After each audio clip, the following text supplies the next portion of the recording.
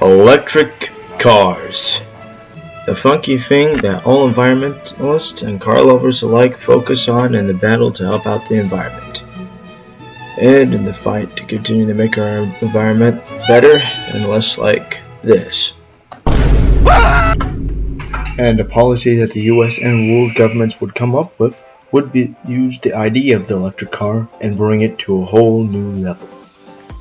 With the epic plan of the IEA Development Scenario Policy. We'll just call it the IEA policy to keep it short. This policy entailed that countries around the world would have to put 30,000 EVs on the road within their countries in order to improve the environment and also decrease the price of electric cars themselves in order to convince more people to buy them, due to the fact that electric cars were not affordable.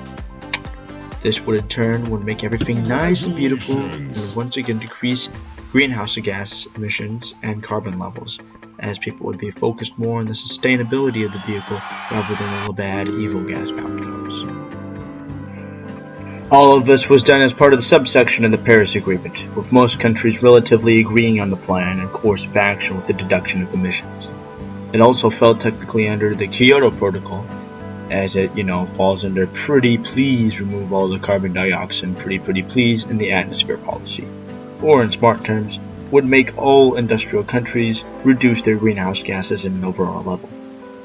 The same goal would also be shown in the Paris Agreement, but with the Paris Agreement focusing more of the aspect of a united front against the climate change and lowering the climate so that the temperature rise would also be below 2 degrees.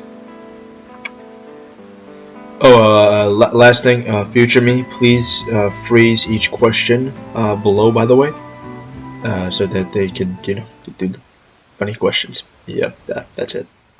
And now for questions! Okay. Question 1. The IEA policy was created under...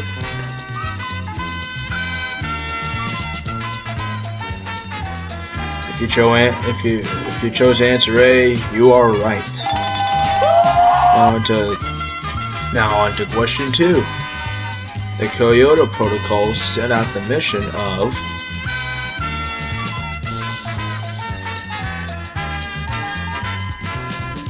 If you guessed B, you are entirely correct, and you gain 2,000 plus growth points.